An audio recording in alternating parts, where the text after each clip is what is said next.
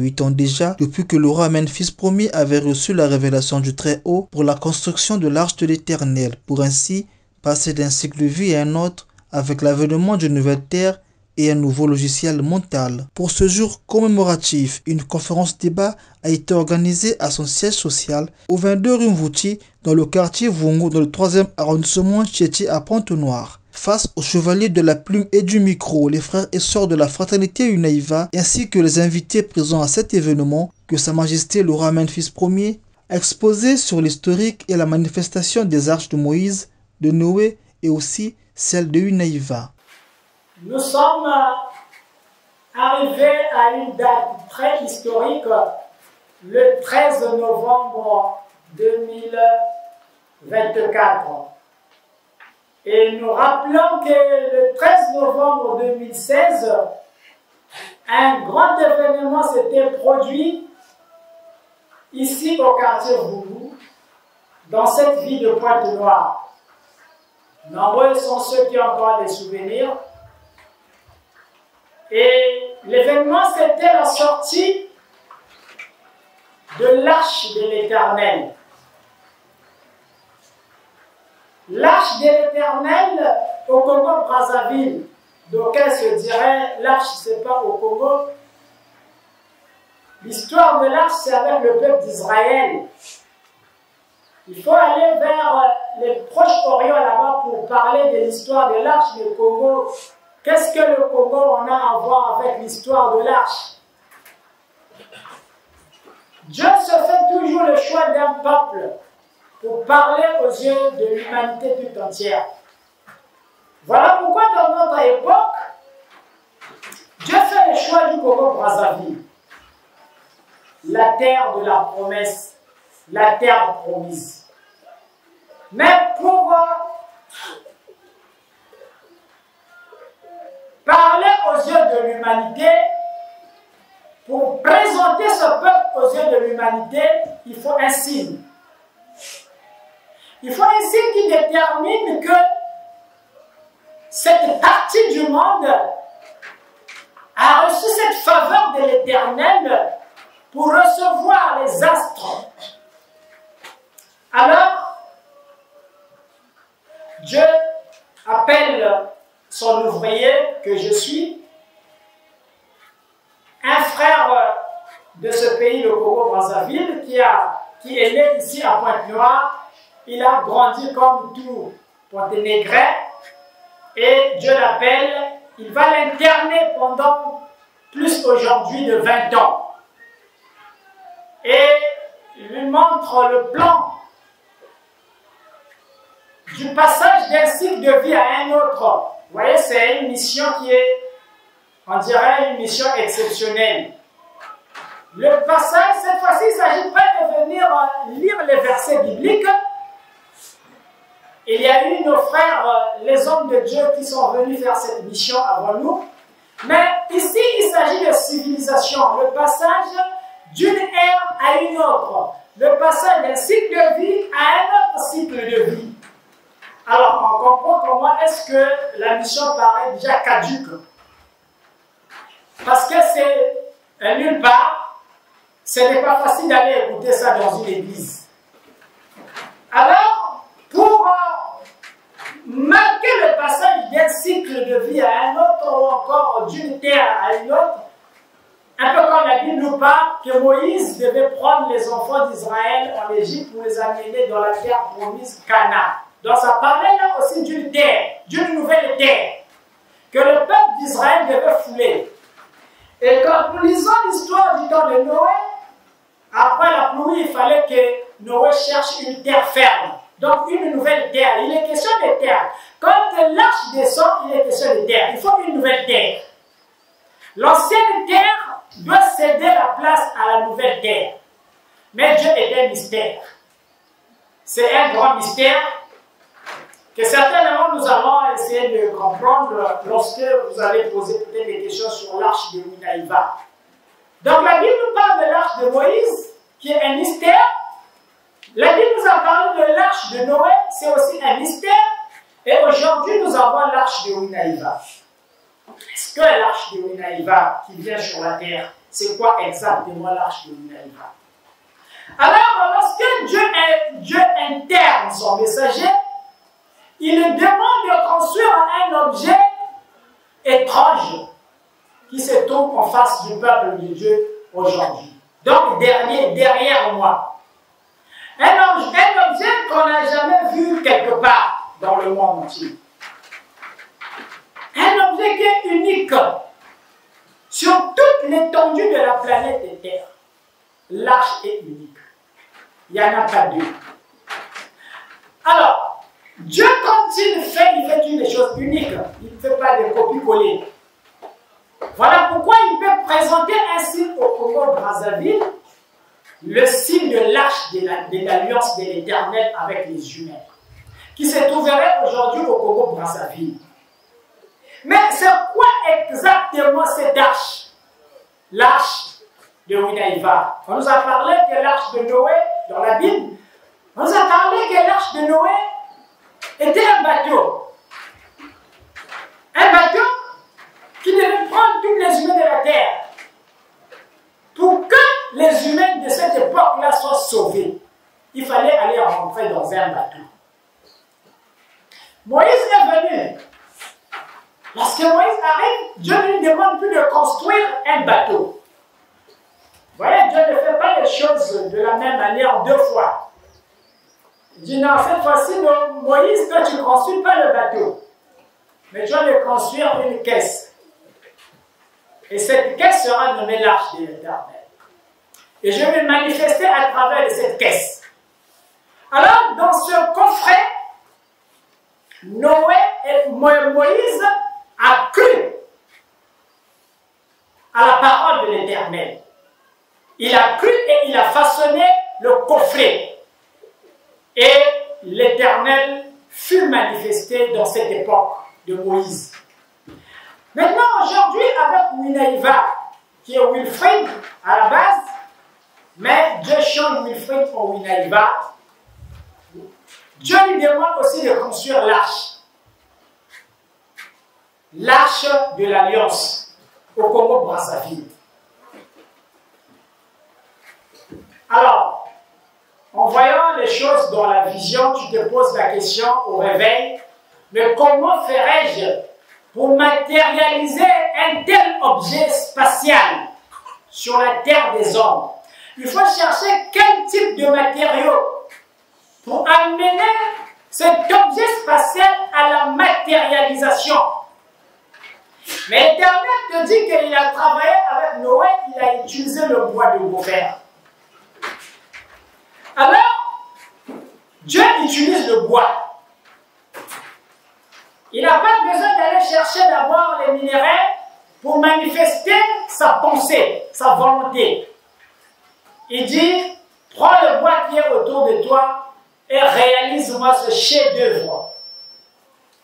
Alors, le messager de l'Éternel rentre dans la matérialisation de l'arche de l'Éternel autour des années 2007. Jusqu'en 2012, il finalise la matérialisation de cet engin que vous voyez, cet engin spatial, que le commun de mortels jusqu'à aujourd'hui se pose des multiples questions autour de cet objet. Est-ce que c'est ça, c'est l'arche? Nous attendons la pluie. Est-ce qu'il n'y a même pas une porte dans cette arche? Mais comment irons-nous rentrer dans ce bateau qu'il a construit, dans cet objet qu'il a construit? Puisqu'au temps de Noé, il fallait que les humains partent rentrer tous dans l'arche. Mais combien de personnes vont aussi suffire dans ce truc-là qu'il a façonné? Ah donc ce n'est pas l'arche de l'Éternel. Là, ça devait être un gros bateau. Pour que les Américains, les Chinois, tout le monde, les Arabes puissent venir en paix. Alors, dans certains moments, il s'était perdu le chemin. Parce qu'il n'a pas compris ce que l'arche peut-être de Noé. Alors, aujourd'hui, on vous explique que l'arche, c'est un vaisseau, c'est une navette spatiale qui a été matérialisée par les mains du messager de l'Éternel pendant ces 5 ans. L'arche est un vaisseau. Et pourquoi un vaisseau, une navette spatiale? Jean, au 1er siècle, fait la grande vision. Dans le livre d'Apocalypse, au chapitre 21, Jean voit la descente d'une nouvelle terre. Une terre nouvelle devait voir le jour. Alors, aujourd'hui, plus de 2000 ans, le monde n'a jamais vu cette nouvelle terre. Dans l'Église, on attend descendre. Chaque homme de Dieu explique aussi l'avènement de cette terre nouvelle par rapport à sa manière, à sa compréhension. C'est quoi exactement cette nouvelle terre? Si c'est une nouvelle terre, ça veut dire que c'est une nouvelle planète qui devait descendre, que Jean était en train de voir. Dans cette époque, le vocabulaire des planètes n'était pas encore, n'existait pas encore. Sinon, Jean nous dirait qu'il voyait une nouvelle planète qui était en train de descendre. Aujourd'hui, avec l'évolution et de nombreuses découvertes scientifiques, ça parle de planètes. Et on parlerait que cette terre que Jean était en train de voir au 1er siècle, c'était une planète qui était en voie de descendre. Mais posons-nous la question, une planète venir tomber sur une autre planète, comment ce mystère se fera? Est-ce que ça sera un mystère physique? Ou bien ça va rester dans le plan de l'esprit? Voilà pourquoi aujourd'hui l'arche de l'Éternel descend, pour venir dénouer tous ces nœuds qui sont dans la Bible. Venir expliquer aux yeux de l'humanité ce que Jean était en train de voir. Le passage d'une terre à une autre.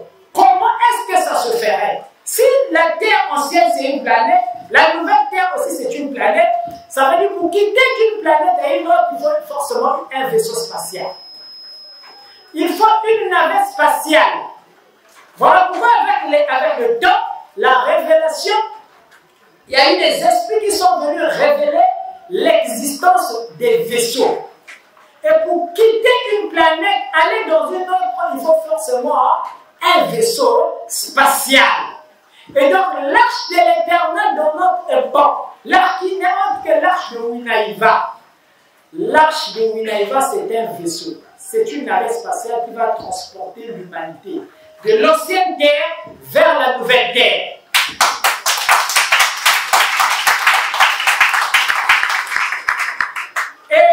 L'arche vient donc pour accomplir. L'arche de Winaïva vient pour accomplir les derniers chapitres du livre d'Apocalypse, c'est-à-dire Apocalypse chapitre 21 et 22. Nous devons voir le trône de Dieu sur la terre, parce que tout ça, Jean voit le trône descendre. Mais est-ce qu'un trône dans la dimension spirituelle peut quitter les nuages, descendre sur terre, venir se poser sur la planète Terre?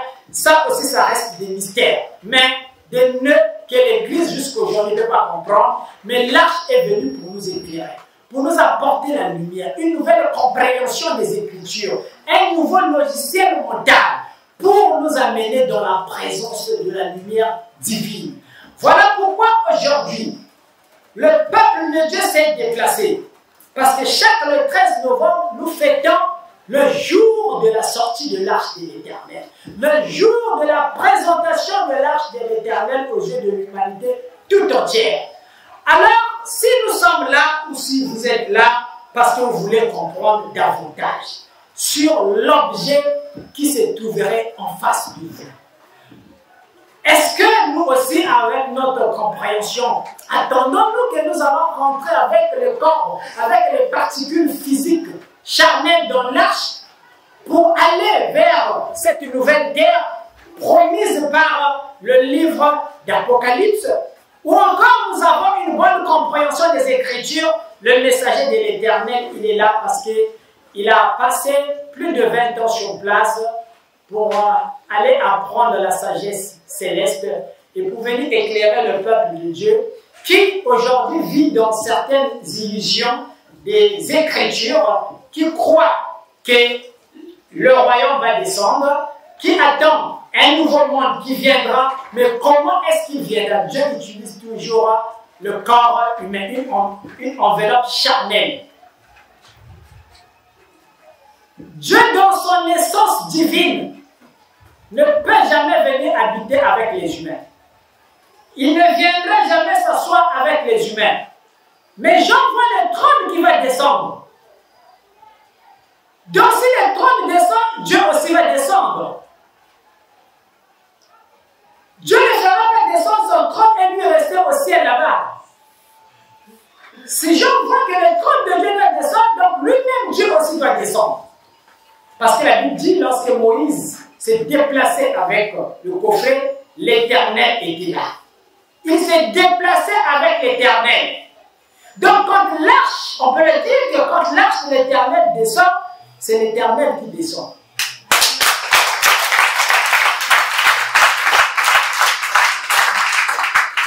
Et lorsque l'Éternel descend, donc le peuple sera en face de l'insi dit l'Éternel. Celui-là qui vient au nom de l'Éternel pour accomplir la volonté du Tout-Puissant, il viendra avec sa parole. Quand il parlera, c'est Dieu qui parlera dans cette enveloppe. C'est Dieu qui utilisera cette bouche pour parler au peuple de Dieu, pour parler à l'humanité tout entière. Voilà pourquoi le Congo est ce pays qui reçoit cette faveur du ciel, qui reçoit cet appareil. L'appareil spatial s'est posé au Congo-Brazzaville, dans la ville Pointe-Noire. Physiquement, nous allons voir que c'est un petit objet, mais spirituellement, l'arche de l'Éternel est plus grande que ce que nous pensons. Son énergie couvre l'étendue de toute notre planète Terre. Quand l'arche vibre, c'est toute la Terre qui reçoit, qui ressent la vibration de la planète Terre. C'est mystérieux et cela est réservé aux âmes éclairées, aux âmes révélées, parce que Dieu se révèle. Dieu se révèle et pour comprendre la quintessence, les profondeurs de ce que Dieu a fait descendre dans notre pays, il faut des esprits révélés. Parce que Dieu se révèle. Voilà pourquoi aujourd'hui, certainement sur la terre, il y a des esprits révélés. Pourquoi je dis qu'il y a des esprits quand même révélés? L'arche n'est pas venue en vain au Congo-Brazzaville. Et Dieu ne fait rien sans passer par des élus. Afin de faire quoi que ce soit, il révèle d'abord son plan aux élus. Les élus ont l'information dans le secret. Dans l'ombre, Dieu révèle son plan aux élus, les véritables fils de l'Éternel. Voilà pourquoi dans notre pays, vous allez écouter ça et là, des gens vous diront qu'il y a de ceux qui ont vu l'étoile de David. Qui ont vu l'étoile de David descendre au Congo-Brazzaville. Et nous prenons même l'exemple de Guy-Émile, qui lui aussi voit la descente de l'étoile de David au mont Karikari. Mais il n'est pas le seul. Il y a d'autres esprits illuminés, éclairés, des grands initiés, qui avaient vu l'étoile descendre au Congo-Brazzaville. Et donc, quand l'étoile descend, oui, voir n'est pas posséder la chose. Tout le monde peut faire des visions. Mais la possession de l'objet, il faut être choisi par l'Éternel. Il faut être mandaté. Vous devez avoir le mandat du ciel pour posséder l'objet. Voilà pourquoi nous pouvons entendre ça et là. Les gens peuvent déclarer que j'ai vu l'étoile, j'avais rêvé l'étoile, j'ai vu dans ma vision l'étoile, mais ils ne peuvent pas nous montrer cette étoile. Mais ici, en Fougou, il y a aussi quelqu'un qui a vu l'étoile. Winaïva. Et Dieu a permis que Winaïva puisse joindre l'esprit à la matière. Parce que matérialiser, c'est joindre l'esprit à la matière.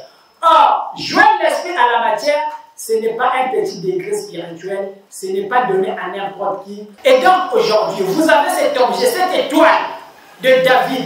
Quel que soit l'endroit que vous avez entendu écouter parler de cette étoile de David au Congo-Brazzaville, l'étoile de David se trouve bel et bien au quartier Vougou, dans 22 rue Vouti. Suite à son exposé, plusieurs interrogations ont suivi, que ce soit sur la fraternité Winaïva, la mission du roi Memphis Ier et aussi sur l'arche de Winaïva. Il faut que, mettre ça la différence et fraternité Winaïva, Naba mabundi na kuzaba kia kuvana déjà na tete awa. Fraternité ou inaiva que leve église. Que bula bangoma, bantu ke bina, bantu ke zoba mpevi. Mais fraternité ou inaiva que les institutions. Ya nzambi. Yina ba bantu ke na mabundu ke sambilaka. Nzambi na ba sambilaka na mazulu.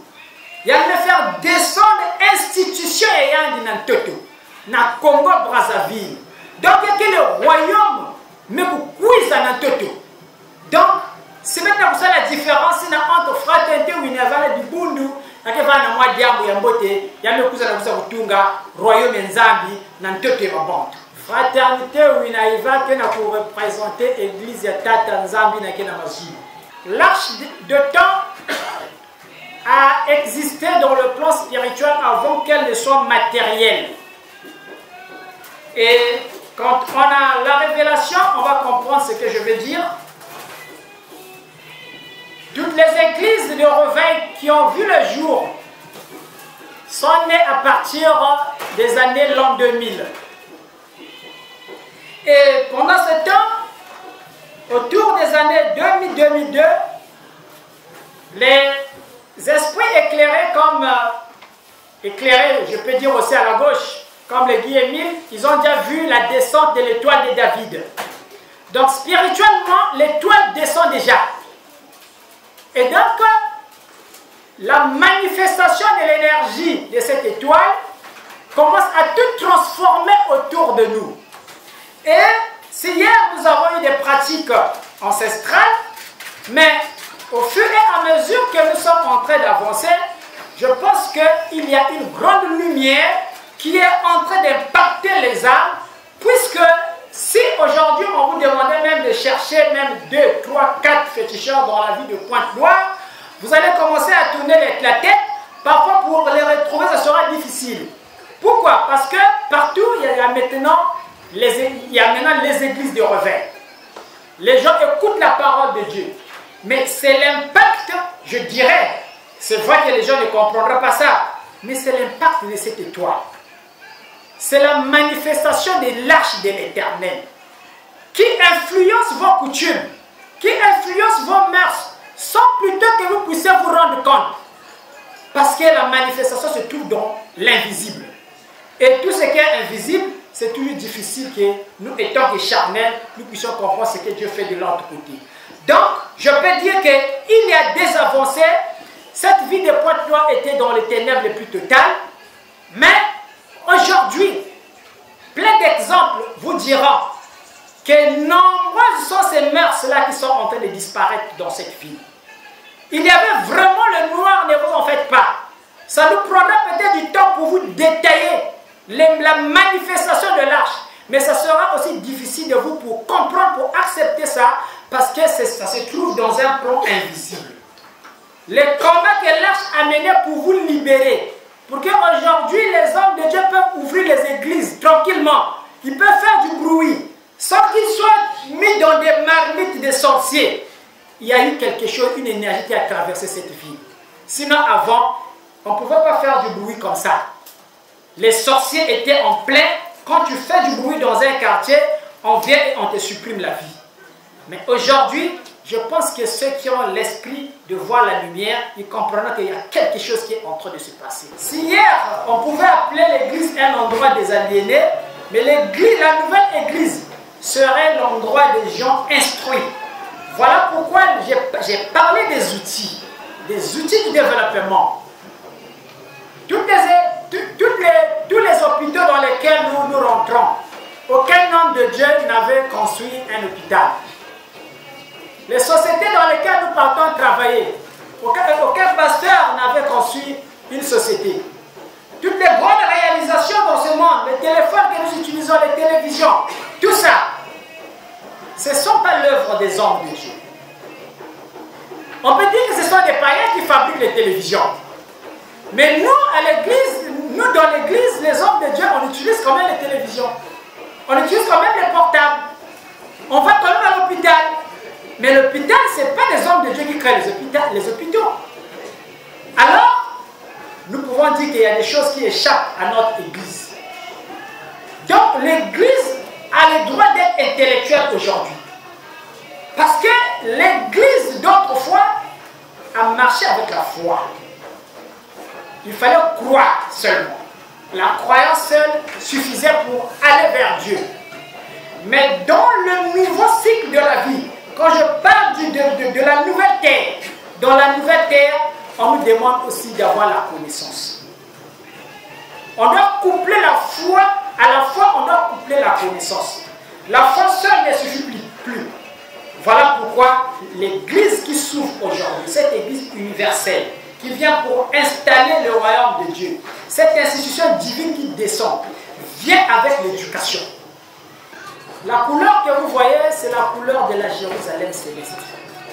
Cette cité sainte que l'Église attend descendre du ciel, que Jean voit au 1er siècle, la descente de la Jérusalem céleste. Et quand elle descend en esprit, ensuite elle doit se matérialiser. Voilà pourquoi elle commence à donner les signaux. Donc la couleur blanche, c'est la sainteté divine, et la couleur jaune doré, c'est la sagesse divine. C'est la couleur de la sagesse. Et c'est cette couleur-là qui est liée à l'astre solaire. Donc, la Jérusalem céleste, c'est cette cité qui existe dans le soleil. Donc, ce peuple-là, c'est déjà l'image que nous donnons. Et toute cette ville de Pointe-Noire, un jour, ça deviendra blanche.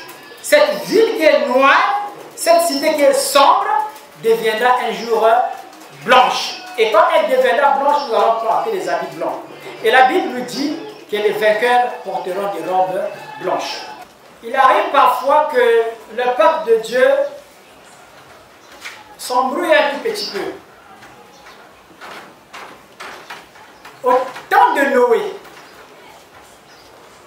vous allez lire la Bible, parce que mon bien-aimé parle de l'authenticité de l'arche de Noé et de Moïse dans la Bible. Ça, au moins, c'est reconnu officiellement. Mais lisez la Bible. Vous allez comprendre que l'arche de Noé, la Bible vous dira que personne n'avait cru à Noé. Le peuple de son époque ne pouvait pas croire en Noé. Ils avaient tous refusé le message de Noé. Non, nous devons quand même être clairs et comprendre les choses en face. Au temps de Noé, l'arche n'était pas authentique. Son arche n'était pas authentique. S'il faut voyager dans le temps, on allait voir ce qui s'est passé au temps de Noé. Les gens refusaient. Aucun nom d'un homme de Dieu, d'un pasteur, d'un prophète mentionné même qui avait mis pied dans l'arche de Noé. Mais il y avait des gens dans cette époque. Donc, à cette époque-là, l'arche n'était pas authentique. Il fallait des âges qui s'écoulaient à travers le temps pour qu'on puisse venir accepter aujourd'hui qu'il y avait eu l'arche de Noé. Donc les gens de cette époque-là ne pouvaient pas croire à ce que Noé disait. De la même manière, les gens de l'époque de Winaïva ne pourront jamais croire en l'arche de Winaïva. Mais quand Winaïva ne sera plus, des siècles plus tard, c'est à ce moment-là que les gens pourront écrire. Jésus-Christ, dans son époque, on ne pouvait pas croire qu'il était le Fils de Dieu. Même quand il rentre dans la synagogue, il dit que ces écritures-là ne les concernent. Les anciens cherchent des pierres pour les lapider. On lui demande de vider l'église, de sortir. Cette parole ne te concerne pas. Mais c'était bel et bien le Messie. Jésus sort malheureux dans l'église. Mais c'est après, aujourd'hui, 2000 ans, qu'on voit des églises crier au nom de Jésus. Êtes-vous sûr que ces hommes de Dieu-là, si c'était dans cette époque de Jésus, ils devaient construire des églises au nom de Jésus? Point d'interrogation. C'est après avoir reçu l'appel de Dieu en 2001 qu'il passa de Wilfrid Mboko à Winaïva, qui signifie la grâce de Dieu en langue zurozi. C'est donc entre 2007 et 2012 que le roi Memphis Ier construisa l'arche de ses propres mains. Notons que l'arche de l'Éternel compte en son sein plusieurs attributs, parmi lesquels l'écriture solaire, la montre solaire, également les chiffres solaires.